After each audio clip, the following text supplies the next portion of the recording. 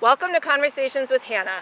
Today I am in front of Shrewsbury Youth and Family Services, and I'm joined with Christine Mowry, the Executive Director, and Beth Casavant, who is Chair of the Board of Selectmen, as well as the Tournament Director for the golf tournament that we put on each year, the Hannah Kane Charity Classic.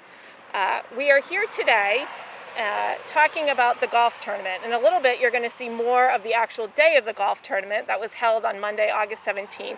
But we decided to do sort of our in-person pieces after the fact and to be able to visit each of the three locations that benefit from the tournament proceeds. And the first one that we're focused on today is Shrewsbury Youth and Family Services. And really glad to be with you. And as you know, this was the 6th year of the golf tournament that we've held. Matt Beaton held it for 3 years before that, and Karen Polito 10 years before that. So we're in a remarkable 19th year, I think, of this tournament going on. And Shrewsbury Youth and Family Services was a beneficiary from the start and continues to be.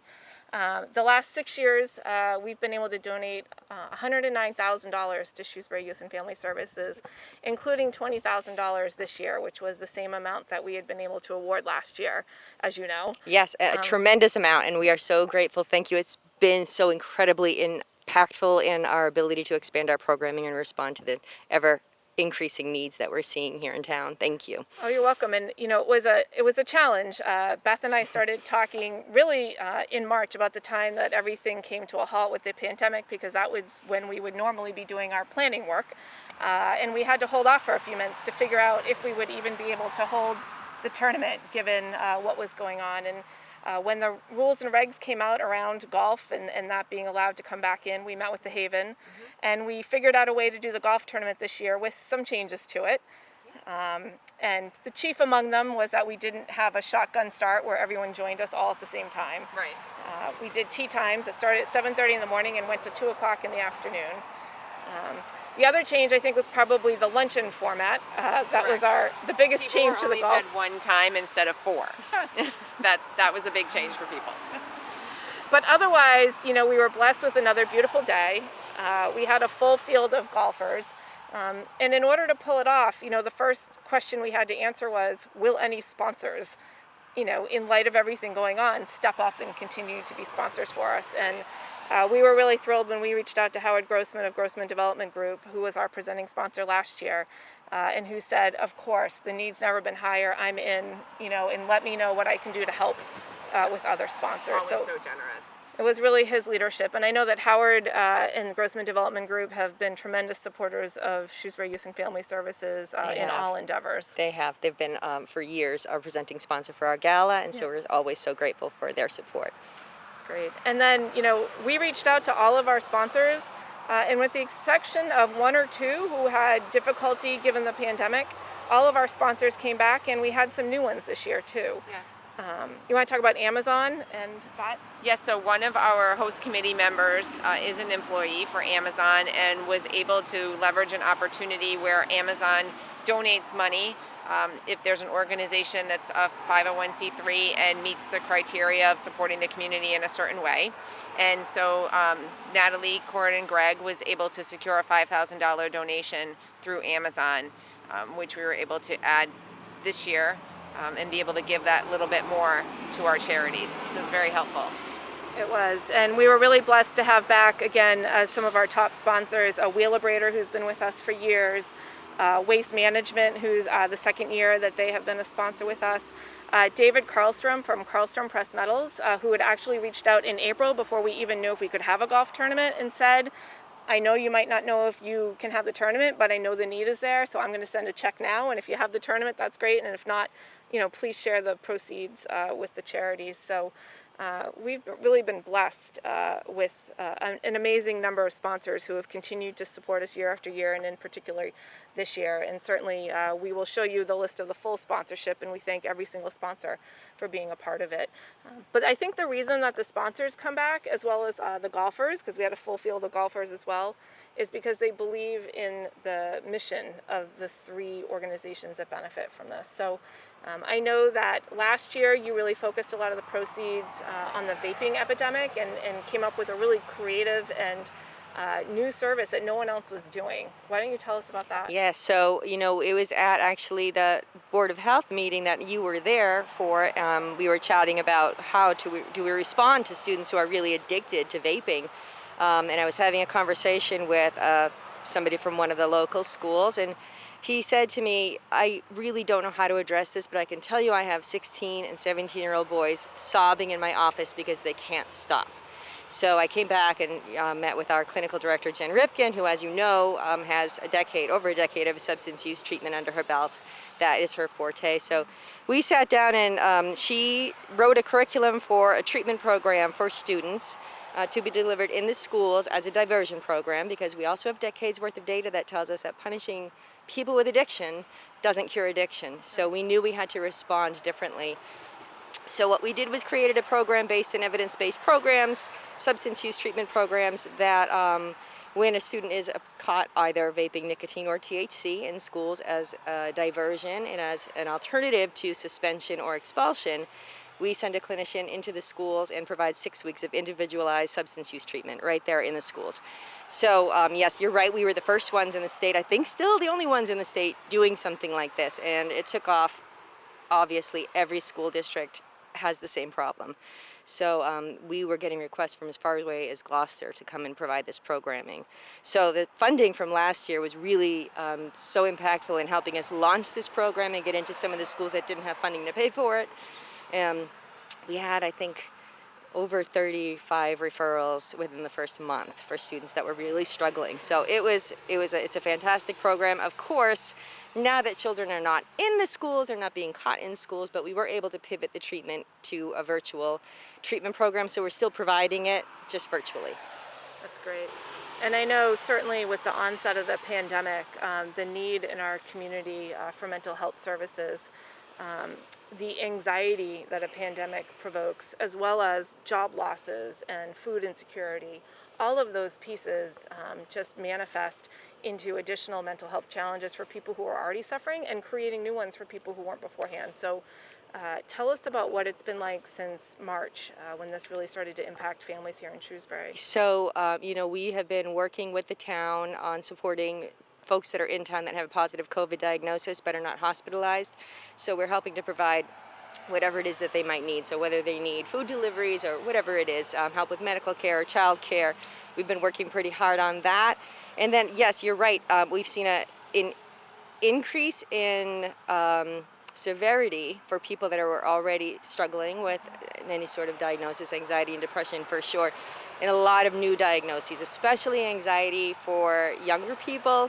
Not only about the pandemic, but now about going back to school, because they've been listening for the past 6 months to the death rate and the testing rates. And, now we're saying, okay, time to go back to school. So we are definitely seeing a lot of anxiety around that. We're also hearing from many of the schools that they're equally as concerned about the staff as they are about the students. So we're working on putting together some programming that can support the teachers and administration as they come back into schools and around other people. But, I think the statistic right now is that 51A filing, so people filing with Department of Children and Families, is down about 30%. So, some of these children who are living in situations where there's abuse or neglect may have not seen another adult in the past 6 or 7 months. So we anticipate that as people are coming back to schools are where a lot of this stuff is identified.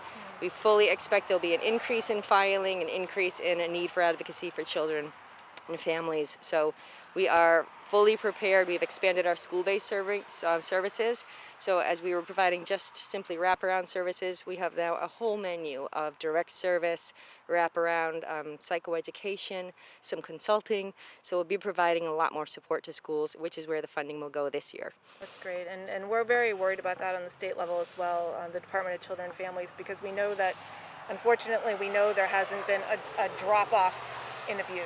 If anything, Correct. we're worried there's going to be more abuse because there's been such difficult situations for people to be going through, and plus they're in close proximity, which is also not healthy when you're talking about an abusive situation. So it's something that we've been focused on the state level as well, and are gearing up for having to deal with that as well.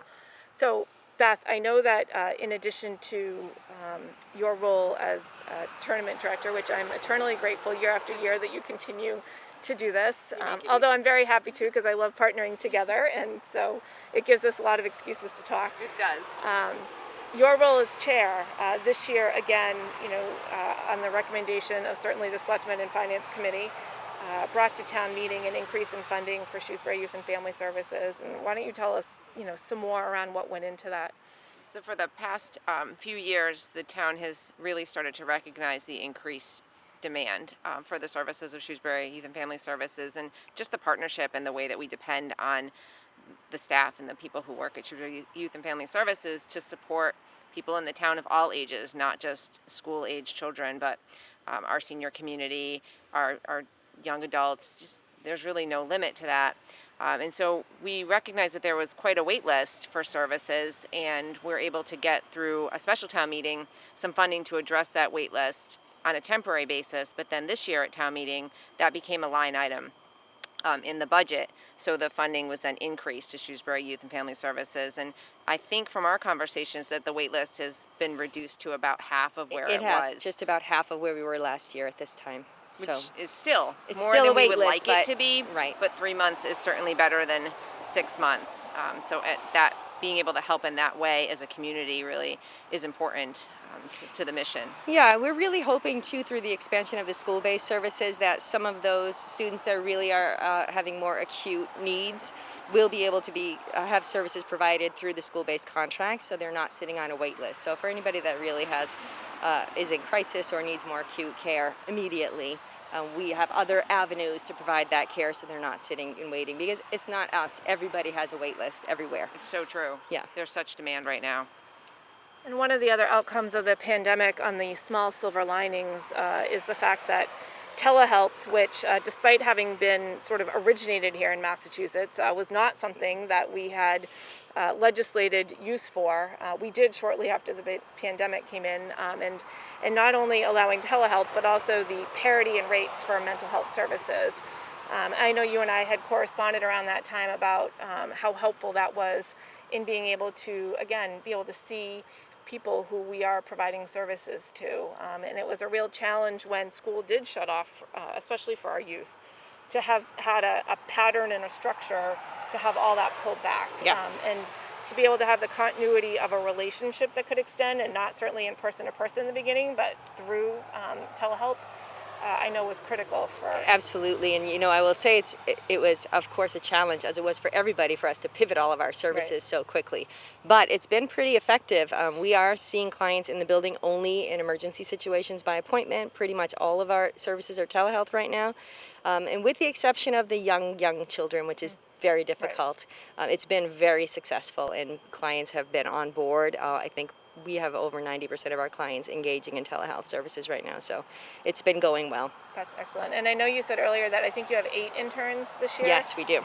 Where are they coming from school-wise? So Boston University, Simmons, Assumption, I believe we have one from Becker. That's great. Yeah, so they're, we'll be having school placements.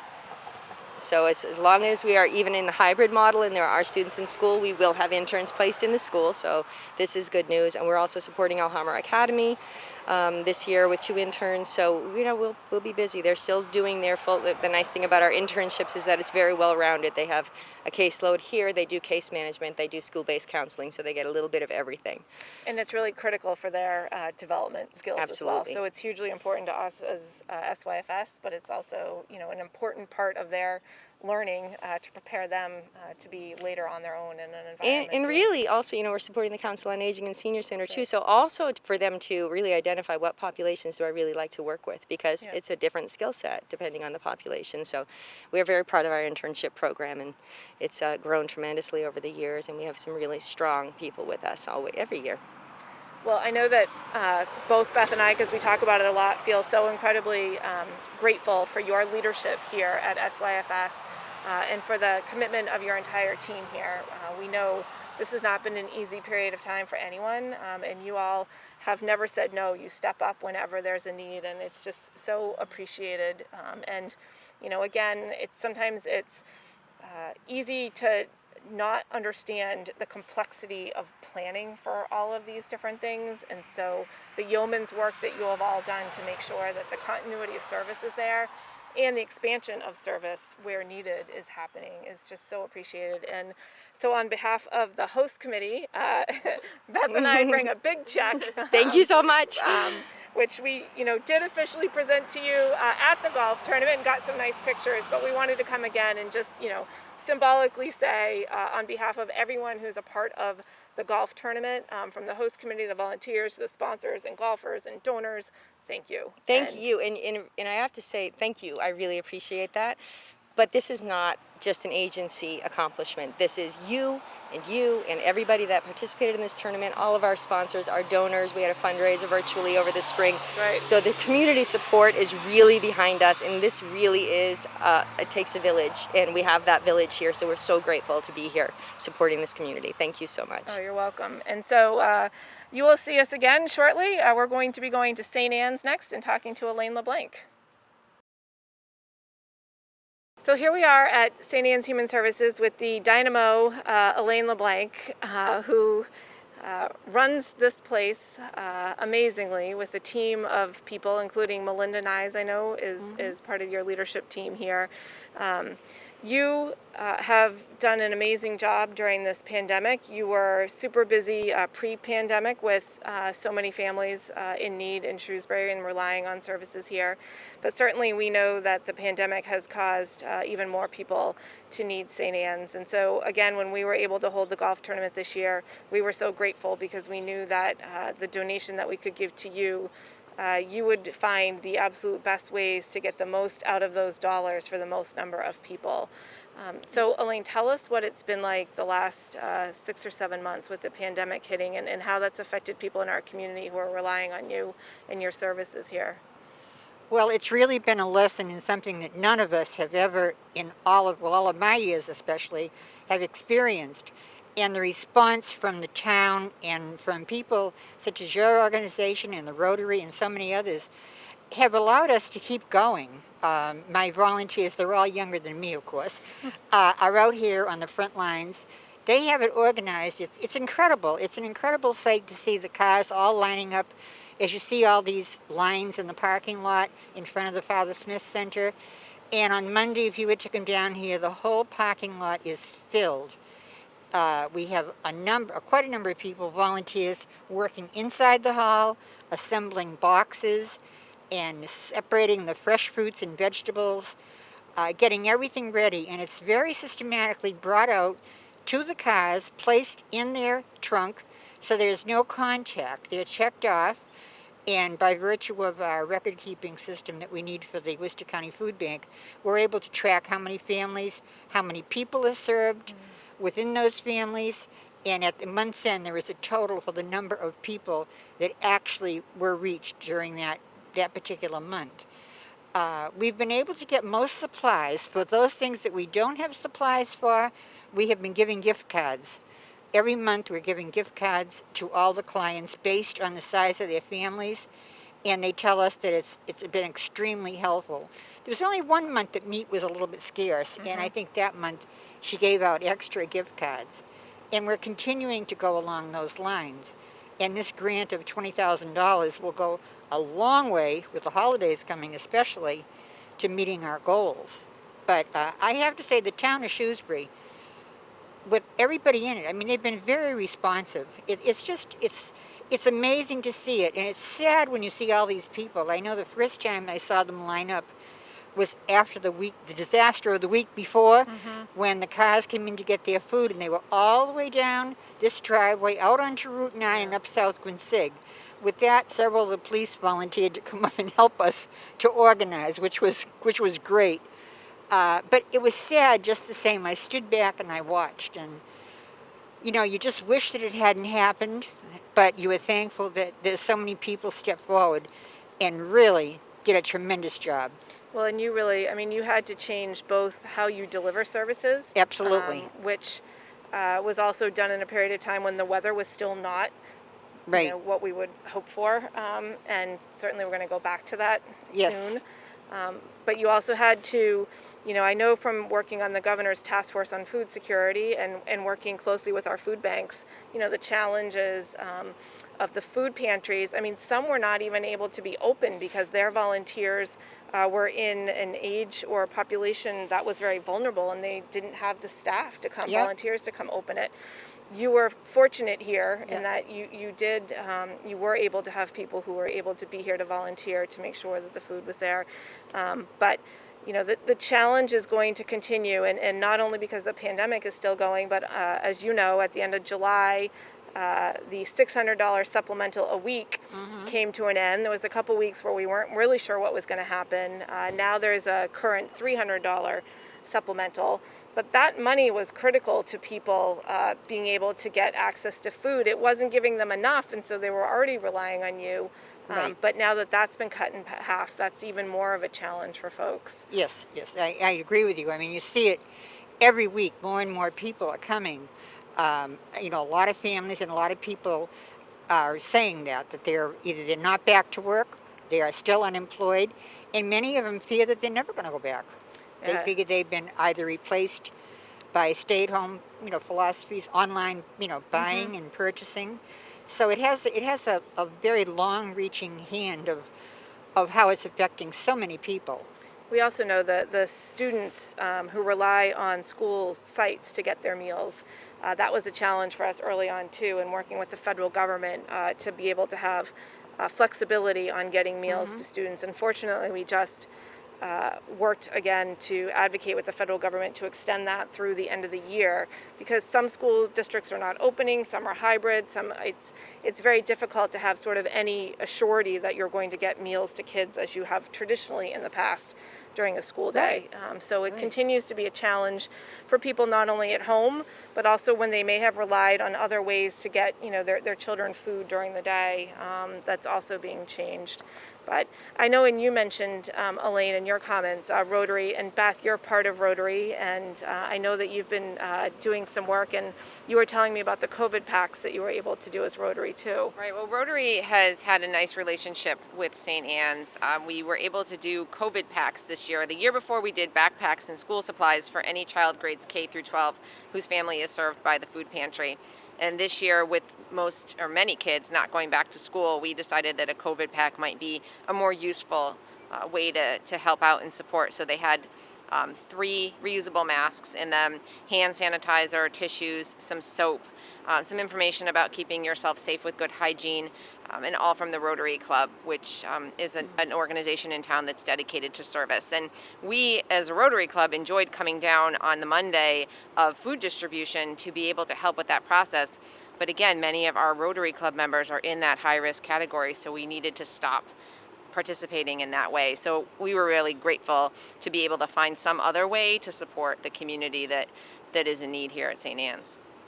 Yeah, and I think again, you can live in this community and be unaware of both the amount of need that exists in the community pre-pandemic, help with food, and you may not be aware that St. Anne's is here, and that this is a place that you can come to if you need help. And so I think certainly more and more people have become aware of that. I know in my office, when people would email us looking for help with unemployment assistance, we would make sure that they were also connected into the community and knew where to go to access emergency food services. And so the work that you all have done here, I tell people all the time that the true safety net in Shrewsbury is St. Anne's and the work that you do here for people. So we're so grateful for everything that you've done. And one of our biggest sponsors, Dave Carlstrom from Carlstrom Press Metals, when Matt started the tournament 3 years ago and took it over from Karen, and you know this, Matt felt very strongly that we included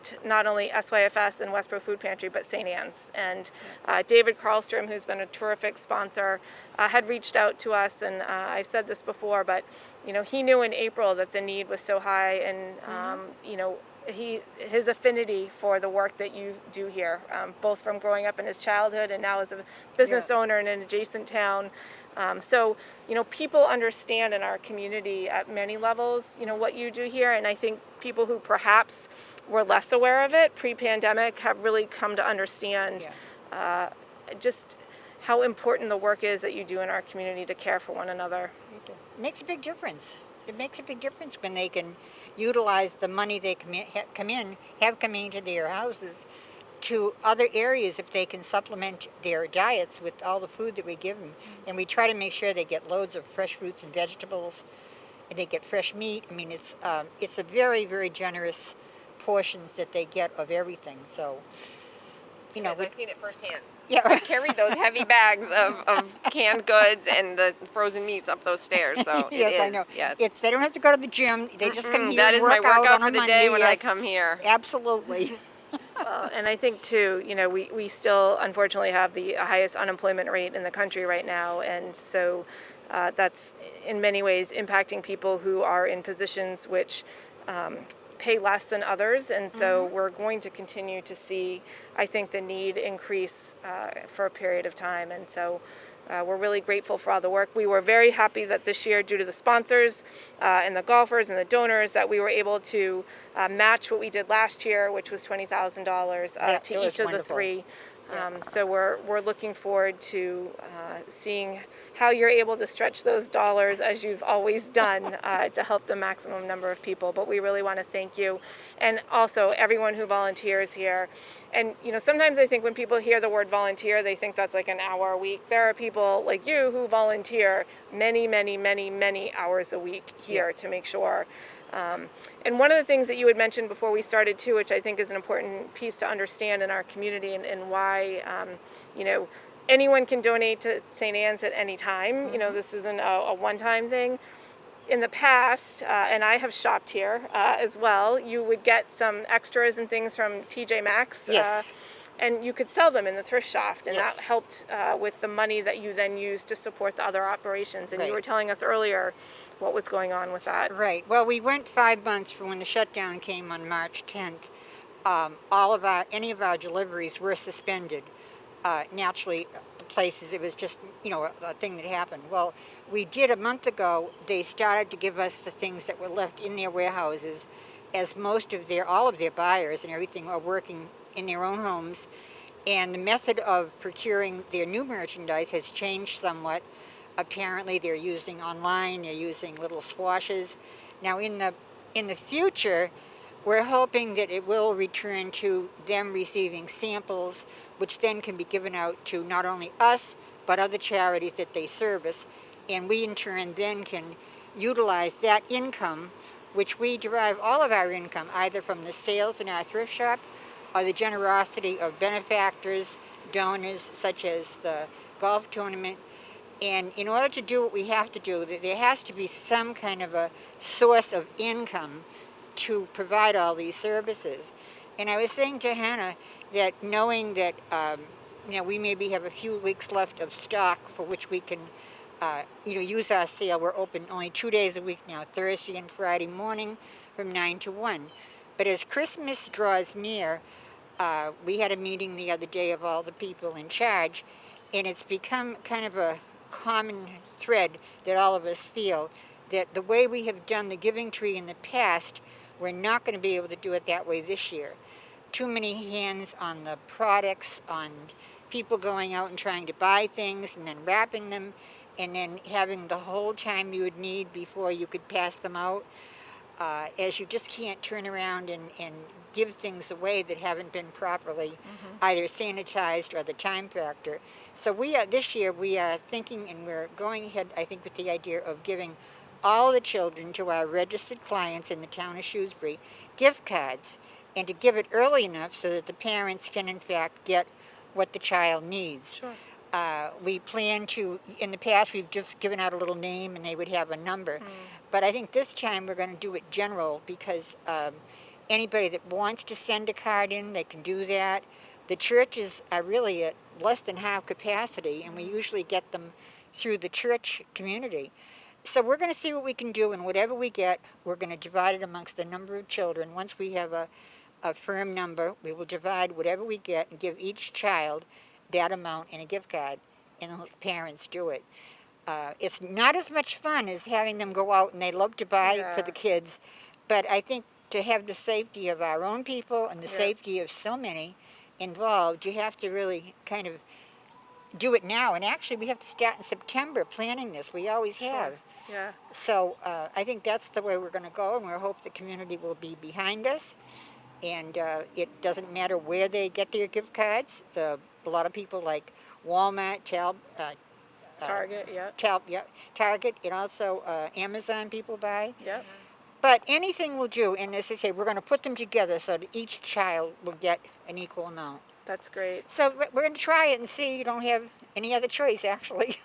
No, well, the ingenuity that you all have here is always amazing to me. So I know if you will figure it out. And I think, too, one of the other things that we've had a lot of conversations this year about, how to serve people and serve people differently in town, particularly vulnerable populations who may not be able to come here and pick up because either being sick or needing to stay. And that really led to, for me, I filed in the supplemental budget this year $25,000 for St. Anne's, as you know, and that was able to go through and get signed. So that money will be coming in this fall as well to help with the increased volume of folks who are relying on you for food, and also to support the effort to make sure that we can get food to everyone in town who needs it. So thank you for all of your work, and thank you to Rotary for the support that you also give to St. Anne's.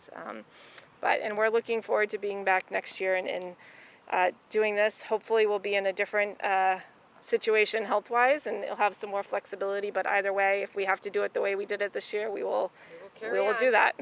So thank you, Elaine. You girls are incredible. That's all I got to say. The same about you. You're a big model and mentor for us, so thank you. So I am here at the Westborough Food Pantry with the two amazing people who help lead this, Phil and Donna Kittredge, and it is so well organized in here. I just have to say, you walk in here and it is, I think, the most organized place I've ever been in. And the work that you all do here is simply life-altering for so many people in this community. And we're very glad that in the 19 years now of the tournament, 10 with Karen and 3 with Matt, and now this is the 6th year of the tournament that we've done, that we've been able to support the great work that you do here, the unnecessarily unfortunate work that is you have to do here because of the lack of food security that so many people unfortunately have. And in particular, this frame of time, it's even worse, we know, with the pandemic. So tell us a little bit about the work that you do here and the number of folks that you serve in the community, maybe some of the changes that you've seen since the pandemic started back in March. Well, we serve the residents of Westborough, and one of the things that I like to pride people about tell people about is this is such a great town to be a human service agency. The support of the townspeople is just tremendous. The civic groups, the organizations, people like yourselves that are really, they know how important the function is of the food pantry. We do have a fair amount of people that don't understand why Westborough, being such a rich town, we need a pantry. But they don't understand all the people that are in subsidized housing or the seniors that are still having a tough time. We saw a big change once the pandemic hit with, of course, we were closed. So what we did was, the need is still there for people to get food. What we did was we used the money that you donated to the food pantry from the last year's golf tournament, and we used that to purchase gift cards for our clients. And then we went on an aggressive fundraising program to solicit gift cards and donations just for something that we could mail out. So what we did was we did that for 2 months. And sent out over $65,000 worth of gift cards to our clients, and we received numerous thank you cards, personal thanks afterwards from the clients, saying that it really helped them get through the tough spot, which was great. So then we started, I think it was in June, we started doing boxed food. We packed everything all up here, and the residents were able to come in, and they pulled into the parking lot, and a box of food was put into the back of their car. All the boxes were donated by Mark's Moving and Storage here in Westborough, which was great. 250 boxes that we were able to fill up, and we were able to use those every week. That's great. And then in July, we started opening up the pantry again on a different basis, different way than we used to do it. Before, everybody used to come in. It was very social. People would congregate in the lobby, but now there's, with all the concern of social distancing, Right. only one person comes in at a time Yep. and does their shopping. And we've had 3 spectacular food drives by the Appalachians Service Project. Over 25,000 pounds of food they've gotten for us since July. And that was going around and collecting at people's homes, right? That Right. they were putting out because I Yep. would see that and to try and promote when that was happening that you were doing those Incredibly collection organized. It was wonderful. And normally in a food drive, we'll throw away probably 10 to 15% of the food. It's either damaged, out of date, periods. or cans are rusted. I would say that out of 5,000 pounds of food, we might have thrown away 100 pounds. Everybody was very, very, you could tell the people bought brand new items to donate to Sure. the food drive instead of cleaning out their cabinets at home. So it's been great. We probably right now have the most food that I've seen here in the pantry in probably 7 or 8 years. Well, I've been here several times before, and it's always an incredibly well organized and well thought out pantry system that you have here. You make amazing use of the space that maximizes the space that you have, and I think people in Westborough appreciate the fact that the food pantry is always there, and even when you had to change how you could have people come and get food. You were a constant, and you also told me that you're changing for people who can't access some of the seniors who are homebound.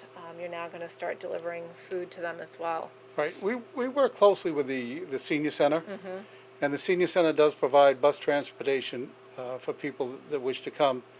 But we still have a fair amount of seniors that have either underlying medical issues or they're just not comfortable going out of their house. Sure.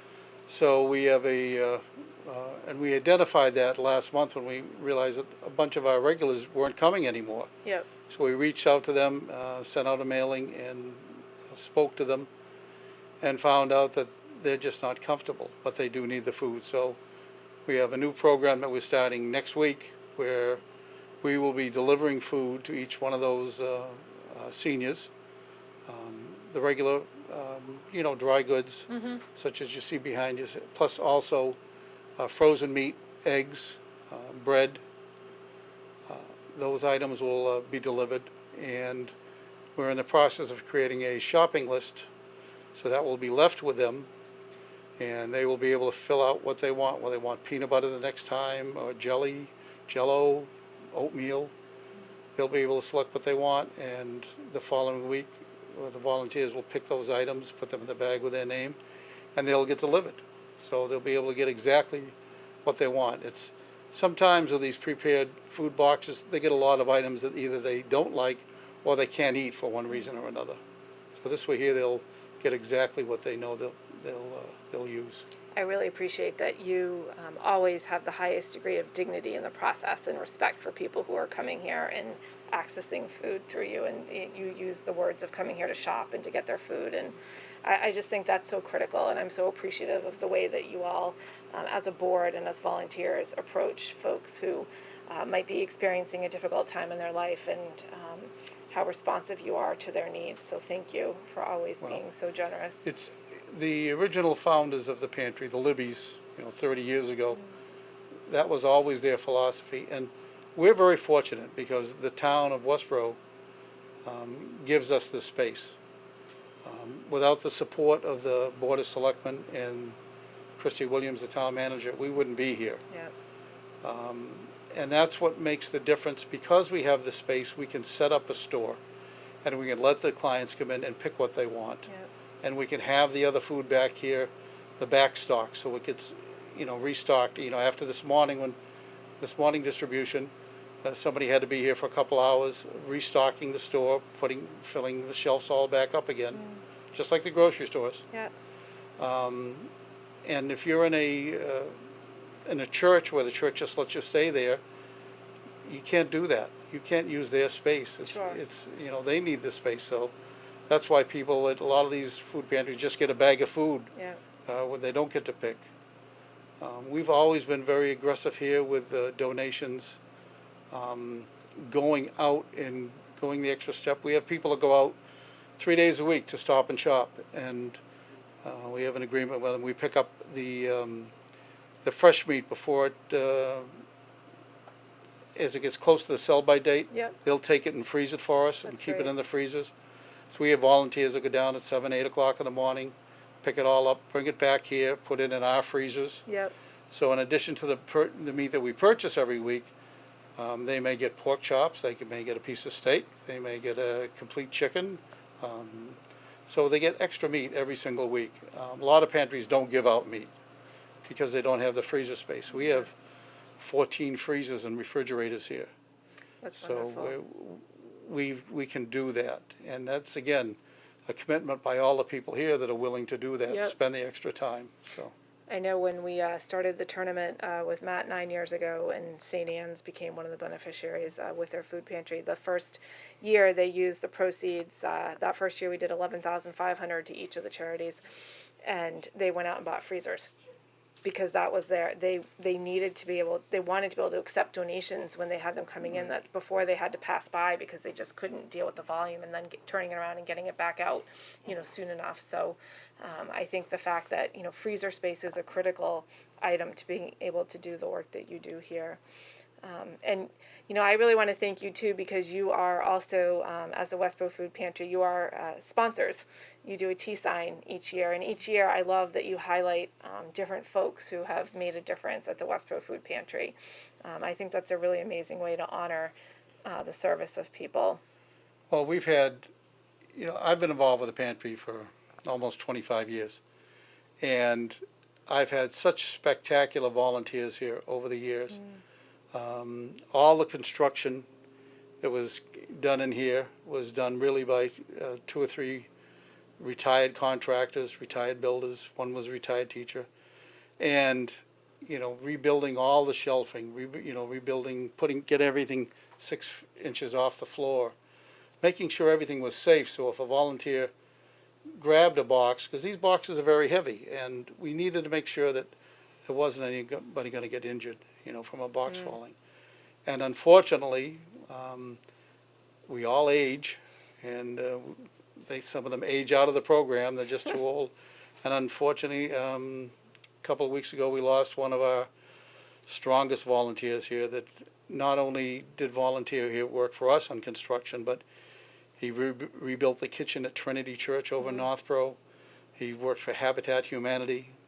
He worked for the church, the work groups, Al Mosier. And Al had been with us for 11 years, and he suddenly got sick about a month and a half ago and passed away after about a month.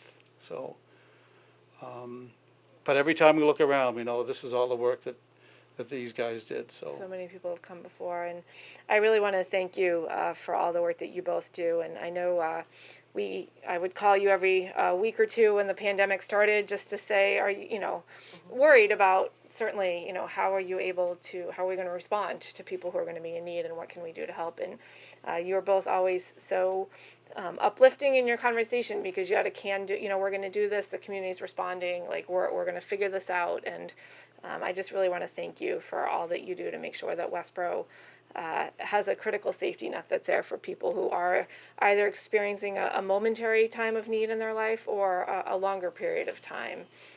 You're here for everyone, and that's really so critical. Well, thank you, because you're one of our main supporters. I mean, without your support, there are certain things we just couldn't get done. For people that don't know, the money that you generate to the food pantry or donate to the food pantry every year through the golf tournament is earmarked for the local farm stands. So it does 2 things. It helps the local farmers, promotes their business, and it lets our clients get fresh vegetables and fresh fruits. This year we did not do it because we needed that money to purchase gift cards for our clients. But the gift from your last golf tournament is already earmarked towards farm stand coupons for next year. That's great. So And we I start love in that. July and we run through the end of September with it. That's They fantastic. get a gift card every week to the farm stands. So That's great. thank you. That's fantastic. Thank you all for the work that you do. And thank you for joining us on this episode of Conversations with Hannah. Hopefully you've been able to get a gist of the amazing work that the three charities, Shrewsbury Youth and Family Services, St. Anne's Human Services, and Westborough Food Pantry do.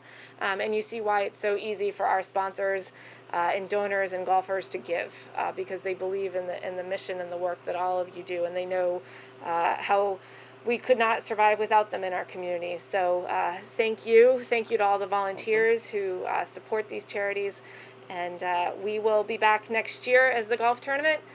We're not sure what the format will look like yet. That will depend on the pandemic, which hopefully will be on hindsight at that point. But thank you again for watching the show and for being part of our community.